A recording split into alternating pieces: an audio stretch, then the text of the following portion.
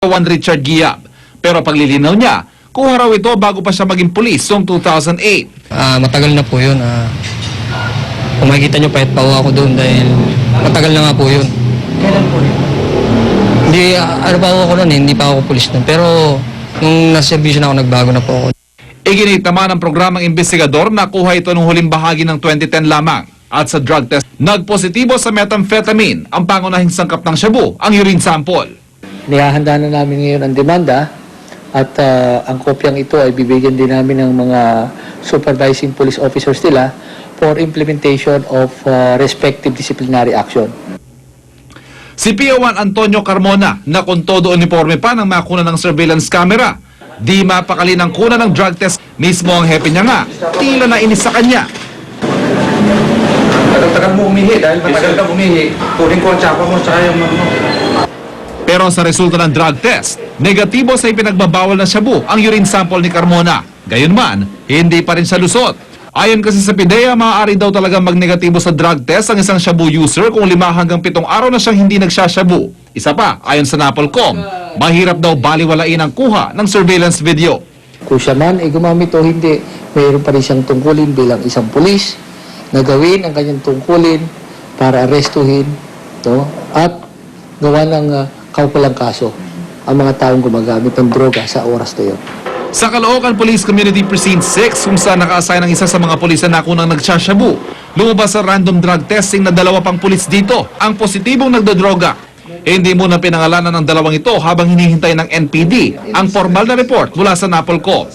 Nagsagawa rin ng surprise drug test sa Makati Police sa kanilang mga tauhan pero walang nagpositibo sa kanila. Mabilis na aksyon ang pangako ngayon ni na PNP Chief Raul Bacalso at DILG Secretary Jesse Robredo matapos mapanood ang video ni Giab at Carmona. Talaga ito dadalasan na natin dahil maraming reports sa ngayon nito. Yung lahat pong kaso na drug use na dumaan sa akin, dismiss yung police. Tigilan na nila yan at kung ilan man sila ay hahabulan natin sila. Para sa Unang Balita, Ivan Mayrina reporting. Pagbili ni Pangulong Noynoy Aquino ng isang luxury car, binatikos ang Freedom from Debt Coalition, pero git ng Pangulo galing sa sarili niyang bulsa ang pinambili sa mamahaling sasakyan. Narito ang report ni Micaela Papa. Ito ang Porsche, isa sa pinakamaganda at pinakamahal na kotse sa mundo. Status symbol ng karangyaan, pero sa mahirap na bansa, simbolo rin ng kalabisan para sa ilan. Kaya naman may ilang napataas kilay nang malamang bumili nito si Pangulong Noynoy Aquino. Bagamat hindi binubunyag ang modelo, tinatayang nasa 4.5 million pesos ang ibinayad ni Pangulong Noynoy Aquino sa Porsche, ayon sa isang source ng GMA News. Pero paglilinaw ni Pinoy na matagal ng kilalang car fanatic, mula sa sarili niyang bulsa at hindi sa kaban ng bayan galing ang ibinayad sa Porsche. Katunayan, nakadiskwento pa nga raw siya. Unang-una, hindi ho nailagay doon, third hand ho yan. Pangalawa ho, hindi ho gobyerno nagbayad yan. Ibinenta ko po isa sa sasakyan ko. Ano ba masama na habang may kakayahan pa ako magmaneho ng ganong klase sasakyan, dahil siguro naman pagbaba ko rin 10 years from now, iba na yung ating reflexes. Pero hindi sang-ayon dito ang grupong Freedom from Debt Coalition. Sabi ng FDC, hindi raw ito magandang ehemplo ng pinakamataas na opisyal ng bansa, lalo't nakaamba pa man din ang kaliwat ka ng taas pasahe. Dapat bilang Pangulo, namumuno ka by example na hindi mo pinufront kahit meron kang kakayanan bumili nito. Para yung mga mayayaman sa ating lipunan ay sumunod. Pero ang ating mga kababayan na aming pinulsuhan, hati ang reaksyon sa latest story ni Pinoy. Presidente siya ng Pilipinas diba? Parang meron siya kailangan i-portray sa ibang bansa. Para sa akin, hindi siya magandang reflection.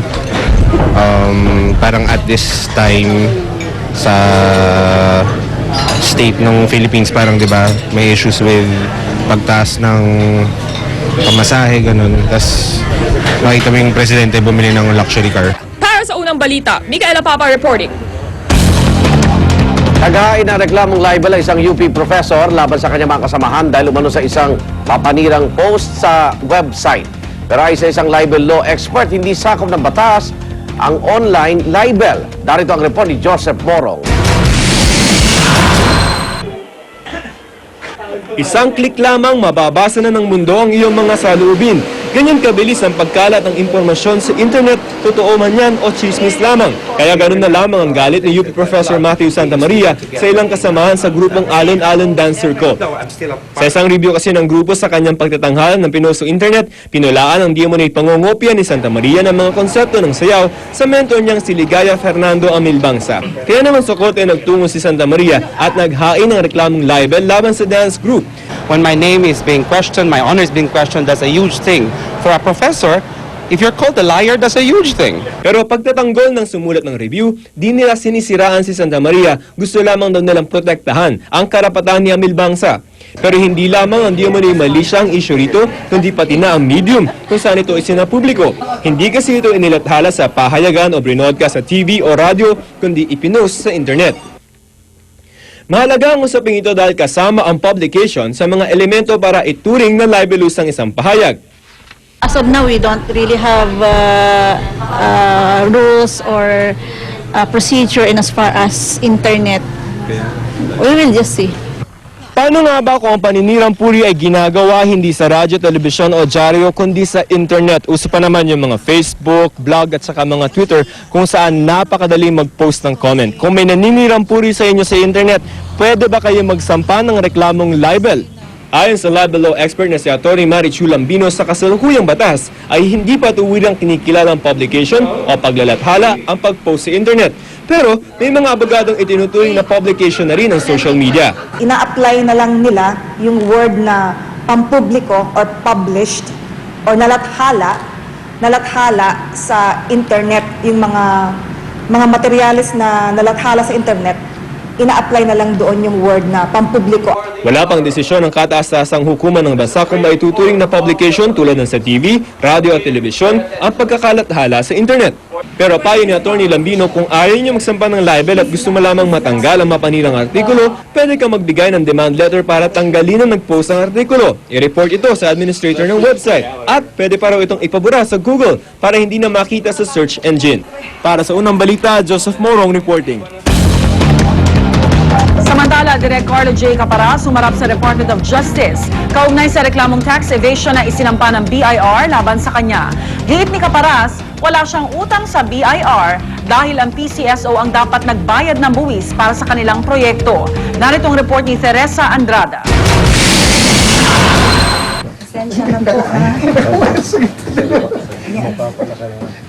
Pinanumpaan ni Direk Carlo J. Caparas ang kanyang counter-affidavit para sa reklamong tax evasion. Sabi ni Caparas, hindi totoong di siya nagbayad ng buwis.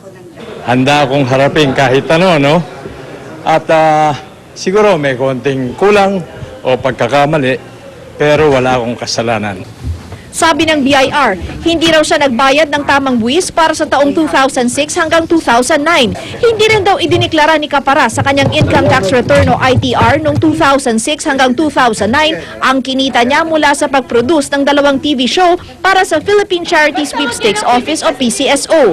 5 taon ang 1.3 billion peso contract na nakuha ni Caparas para sa pag-produce ng Ang Pangarap Kong Jackpot at Croco, mga show tungkol sa mapapalad na nananalo sa loto. Sa kontratang ito, tumanggap ng inisyal na bayad si Caparas ng halagang 850 million pesos. At sa computation ng BIR, lumalabas na ang kailangan niyang bayarang buwis ay aabot na sa 540 million pesos, kasama na ang surcharge at VAT. Kamakailan, pinakansela ng PCSO ang 2 programa dahil umano sa ilang irregularidad. Hindi raw dumaan sa bidding ang pag-award ng kontrata at natanggap na ng production unit ni Caparas ang bayad bago pa umere ang mga programa. Sabi ni Caparas, nakasaad sa kontrata niya na PCSO ang magbabayad ng buwis at iaawas na ito sa kanilang ibabayad sa kanya. Sa kanyang intindi, PCSO na rin daw ang magsusumite ng ITR para sa kanya. At dahil PCSO ang umako ng responsibilidad para bayaran ang buwis, hindi raw siya dapat sisihin o sampahan ng reklamo. We wouldn't file cases if we are not convinced that it is strong. So when we come here to the DOJ, we strongly believe that we have a good case against the erring taxpayers. May 60 araw ang handling prosecutor para maresolba ang reklamo at magsasampa ng kaso kung may probable cause. Para sa unang balita, Teresa Andrada reporting. Sinisikap pa ng GMA News na kunin ang panig ni PCSO Chairperson Margie Wico ukol sa isyong ito. Kapatid ng isa sa mga babaeng biktima ng Maguindanao Massacre na iyak sa pagdinig ng Quezon City RTC kahapon. Hindi niya naitago ang emosyon matapos marinig sa hearing ang brutal na pagpatay sa kapatid. Darito ang report ni Sherry Ann Torres. Ano ba sila ng kapatid ko? Nagkakaroon mo. Ay, kapatid ko. Hindi kinayang pakinggan ng buo ng kapatid ng OFW na si Cecil Lechoncito ang testimonya ni PNP Medical Legal Officer Dean Cabrera na kumukumpirmang positibo sa similya at kinakitaan pa ng pasa sa maselang bahagi ng katawan si Cecil. Kabilang si Cecil sa mga sakay ng pulang Vios na nakasunod lang noon sa convoy ng mga manggagawa. Hindi naman tao yung gumawa noon eh. Monster. Lahat ko na lang ipaano ko nang sa Diyos. Idinetalya rin sa pagdinig ang siyam na tama ng bala na tinamo ni Cecil. May dalawang malalaking pasaring si Cecil malapit sa sikmura at dibdib. Sana hindi mangyari sa pamilya nila, no? Yung ginawa nila. Matapang lang sila kasi may baril sila. Kasama ni Cecil na napatay sa massacre ang asawang si Eduardo na dadalhin sana nila noon sa ospital sa Cotabato City. Hindi naniniwala ang mga kamag-anak ni Cecil na sa asawa niya galing ang similya. Medyo imposible na yung pagtatalik kay Mr. Lechoncito dahil medyo malala yung karamdaman ni Mr. Lechoncito kaya nga lumabas sila ng Cotabato. Iprinisinta rin sa hearing ang mga tinamong tama ni Lindo Lipugan, ang mamamahayag mula sa Davao. Sa 8 tama ng bala ang tumagos sa kanang bahagi ng kanyang ulo, kanan at kaliwang dibdib daw ang tumapos kay Lipugan. Sakit daw sa akin. Okay lang. Sidikap na may hinga na reaksyon ang abogado ng pangunahing akusado na si Andal Ampatuan Jr. Pero mabilis na umalis si Attorney Sigfrid Fortun. Para sa unang balita, Sherry Ann Torres reporting. Sulya pa ng pagsagip sa mga residenteng apektado ng pagbaha at mudslide sa Brazil.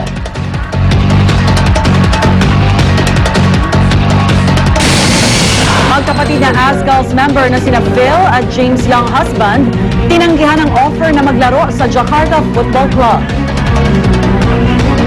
Pagpauli, tutok lang sa unang balita.